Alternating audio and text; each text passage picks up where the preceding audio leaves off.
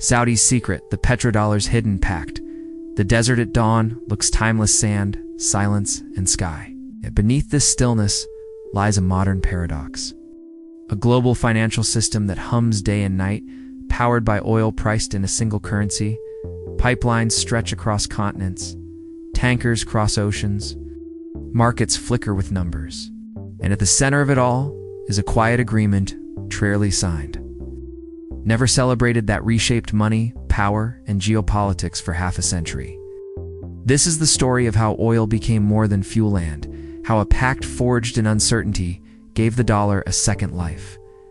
In the early 1970s, the world economy was shaking. The post-war order built at Bretton Woods had begun to crack. For decades, the US dollar had been anchored to gold, and other currencies had been anchored to the dollar. Stability depended on trust and trust depended on restraint. But war is expensive. Social programs are expensive. And the United States was spending far beyond what its gold reserves could credibly support. In 1971, the gold window closed. The dollar floated. Confidence wavered. What followed was a question with no easy answer. If the dollar was no longer backed by gold, what would back it now? At the same time, oil was becoming the bloodstream of industrial civilization. Cars, factories, plastics, fertilizers, modern life ran on crude, and no country mattered more to oil than Saudi Arabia. Sitting atop vast reserves, the kingdom was both a supplier and a stabilizer. It could flood markets or tighten them. It could calm prices or send them soaring. In a world searching for a new anchor, oil was the one commodity every nation needed every day. The stage was set for a convergence of necessity. In 1973, geopolitics ignited the fuse. War in the Middle East led to an oil embargo. Prices quadrupled. Lines formed at gas stations. Inflation surged. Governments panicked. What looked like an energy crisis was also a monetary one. Dollars poured into oil-producing states at unprecedented scale. These petrodollars accumulated faster than they could be spent. For the United States, the crisis cut two ways. On one hand, it exposed vulnerability to energy shocks.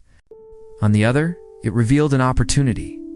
If oil, the world's most essential commodity, were priced exclusively in dollars, global demand for dollars would become permanent. Not because of ideology, not because of treaties, but because of survival. Behind closed doors, diplomacy accelerated. The conversations were pragmatic, not poetic. Security for stability, access for alignment, arms for assurance. The United States would guarantee the kingdom's security and support its regional standing. In return, Saudi Arabia would price its oil in dollars and reinvest surplus revenues into U.S. financial markets.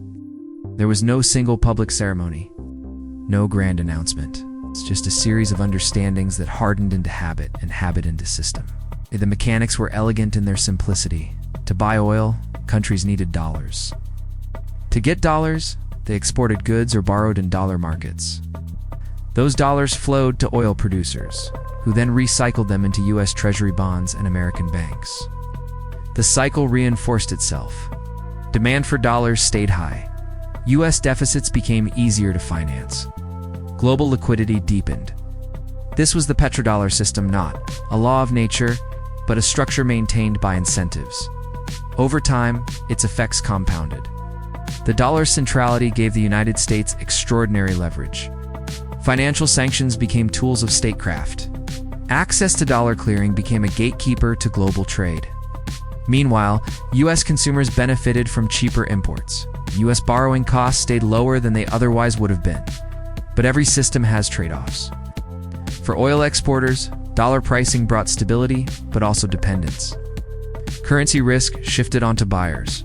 Domestic economies swelled with capital inflows, sometimes faster than institutions could absorb. For the global South, dollar dominance meant exposure to U.S. monetary policy interest. Rate decisions made thousands of miles away rippled through local economies. And for the system itself, credibility rested on confidence that the United States would remain a stable steward of the currency, and that security guarantees would hold. As decades passed, the world changed. New producers emerged. Energy markets diversified. Financial technology accelerated. and geopolitics fractured into a more multipolar landscape. Questions that once seemed settled returned with urgency. What happens if oil is no longer the singular driver of energy demand? What happens if major economies seek alternatives to the dollar? What happens if alliances shift? In recent years, whispers have grown louder. Currency swap lines, non-dollar oil trades, strategic hedging. None of these developments alone end a system built over generations, but together they signal adaptation. The petrodollar was never a monolith. It was a network of choices, renewed daily by usage. Saudi Arabia, for its part, has pursued diversification economically and diplomatically. Visionary projects aim to reduce dependence on oil revenues. New partnerships broaden strategic options. Yet the old architecture still stands, not out of inertia, but because it continues to serve interests on both sides. For now, the deeper lesson of the petrodollar is not about oil or dollars. It's about power in a world without absolutes. When gold failed as an anchor, a commodity took its place. When certainty vanished, alignment filled the gap. Systems endure not because they are perfect, but because they solve the problems of their time better than the alternatives. The desert remains quiet at dawn. Tankers still move. Markets still open.